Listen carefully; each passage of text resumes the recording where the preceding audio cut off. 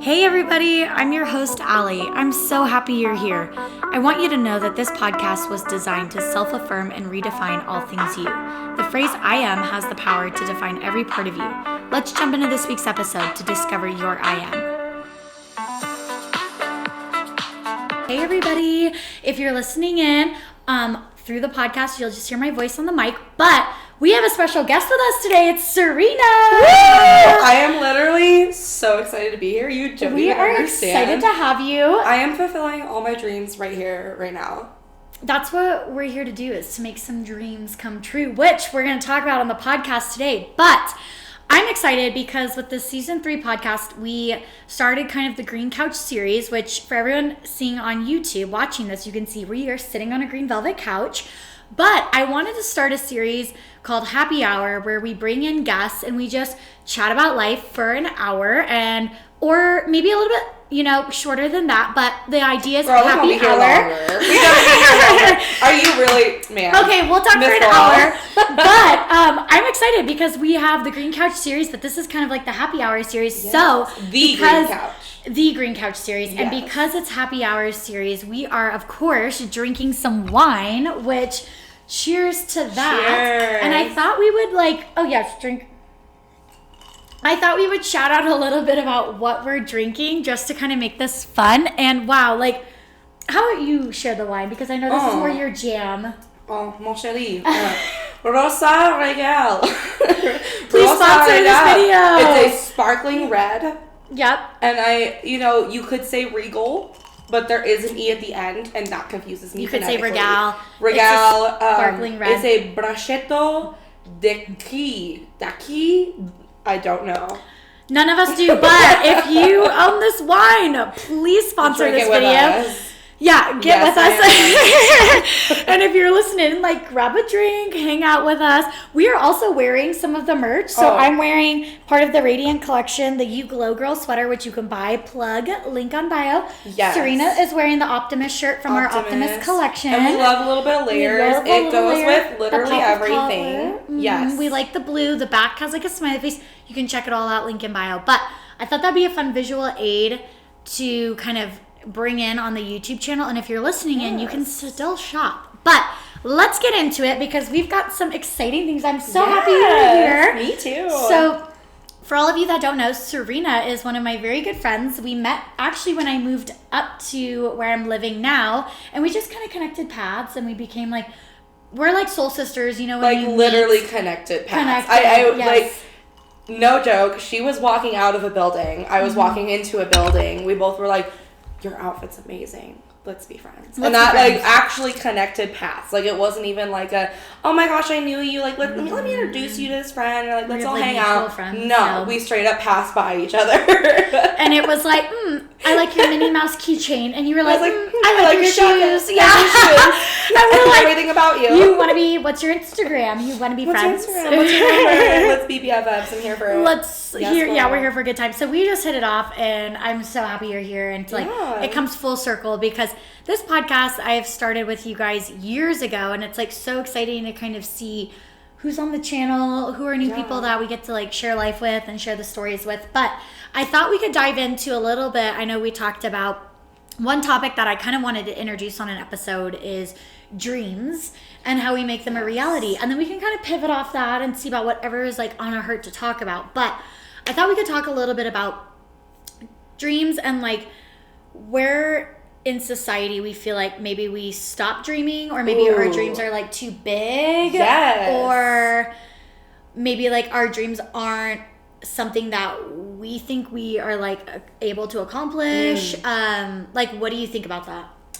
I mean, I don't know. So I teach first grade, for those who don't know, and I see so many kids that just have all these giant dreams, right? We're gonna write a story about what you want to be when you grow up, right? Right. And they're I want to be a ninja, I want to be an astronaut, I want to be a superhero, and you're whoa, hold up, this is big, right? But I've also taught third grade where they're I think I want to be a construction worker, and I'm how did you go from 6 years old wanting to be an astronaut and shooting for literally the stars to then 8 years old and like suddenly you've already put yourself in this box. Yep. I feel like we're young and we're free and nobody really polices it for a while, and so we get to just keep going, keep imagining and creating, and then there's just one small thing that happens, one comment, one person's opinion that just shoots you straight down. And it's so hard to come back up, but it's something that's so important to do. I know for me, like, music was always a big dream of mine. I was like, I want to be on Broadway. Like, I want to do all the pop star things. Like, that's my life. That's what I'm going to do. Montana. Oh, yes. Hannah Montana, Serena. I have no idea what a state that rhymes with Serena is. But Serena Bobina from, I don't know. Serena, North Carolina, or yes, whatever. Exactly. Like, whatever, South Carolina. Who cares? We're not going to discriminate against the Carolinas. But either way, like, that's something that was always a big dream. And I had somebody in my life told me, and I don't think they meant it in this way. And I still love them, so close to them. I don't think there's anything bad, no bad blood. But, like, they said, you know what, you're really good, but you're not that good. And immediately I was like, okay, lane switch. Like, we're not going to do that anymore because I'm not that good, right? And so that was something I wrote off for a long time after that. I was like, oh, it's a hobby. It's fun. Like, I just do it. But now it's in a place in my life where it's starting to come back in such a really prevalent way. And I'm like, okay, girl, like, I see you. Like, and it was just, you know, I would love to say happenstance. I would love to say circumstance. But I think in my faith, I don't. I think everything happens for a reason. So, yeah, it's just like, you also need, just as much as you have that one person that tears it down, you also have that one opportunity that spikes it back up. And it's like, how open are you going to be to that? Yep. What are you going to look for, and what are you going to be receptive to? And I think that one opportunity that opens back up also shows you that you have so many people cheering you on in that. Yes. And that one, like, weird comment or something that kind of triggered you is actually just, like, really not true, or just honestly something one person might think. It takes, though, I want to recognize it takes a lot of guts to redefine what someone says about you. Yeah. Because I think a lot of times we sit in that of like, you're right, I'm not good enough. Or, okay, you're right, the lights weren't meant for me, right? Yeah. And then we really, like, push ourselves to just be really, gosh, I want to say the word normal, but normal's not a bad thing. Like, but typical? Like, yeah, just like mainstream, like basic, right? And then we are born, though, to be so much more. And then we allow these people that have also been beaten down by what other people say, and they're just like so kind of like dominated by other people's opinions. We let that define us, when in all reality, we were born to stand out. Yeah.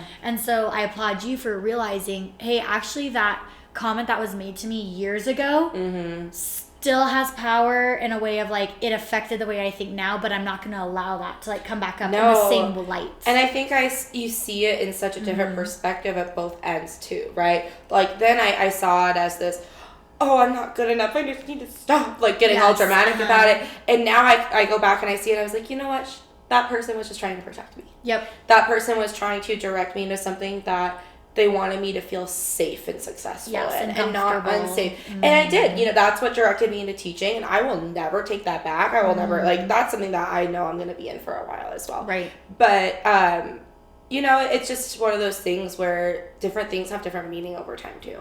And so looking at growing up and seeing, well, where was this person coming from? Like, so instead of just looking at the thing that was said, but what's the context? What's the background? And what has this person gone through that I might not recognize? You know, what dreams have they had that were also not met? Yes. That they don't want me to have to go through that pain as well.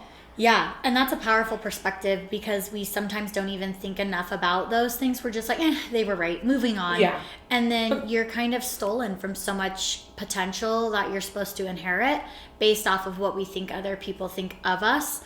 And yeah, you're totally right. It brings it into full perspective of where you're like, gosh, I wonder if anyone talked to her that way. And then that's how she feels her, like, projection of love is. Or, like, what was your dream? What was your crazy what did you want to be? That you wanted to be. Yes, and did you feel like that was taken away? Right. Because I'm sorry somebody did that to you. But I'm now saying I will not allow someone to do that for me. Yeah. Yeah, and way to, like, take charge of your own life, because that is something I think, too, at our age, you don't see a lot of people say. They wait, and not that it's a bad thing to wait, because I think it's always powerful when you jump into that, but they'll wait years and years and years and years, and then they'll be like, oh gosh, I wish I pursued that when I was your age. I wish I was like bold enough or confident enough to just stand on my own and know that I was good even if no one else said I was, right? Yes. And so I know we've talked about that of like having your own back is like a powerful thing. Oh, a huge thing. Like in so many different contexts too. Yeah. Like in dreams, but also in relationships, also in new opportunities, right? Yeah. Like if you didn't feel as secure in having your own back, would you have moved to Reno? Yeah. Right? Would you have gotten to the career you would you have met me? Like not to toot my own horn, but like would I have met you? Like I need you, you know? Right. And it's just this chain of things that just never ends. And I think that's such an important start to talk about is that strength of being in yourself and having that power to know where life wants to take you and be willing to go. And I think also knowing that you're like, oh gosh, I don't know exactly what I'm going to do next, but like realizing like, I love to sing. Yeah. And you know what? I'm not claiming to be some like Carrie Underwood, but I'm also claiming that I like enjoy singing.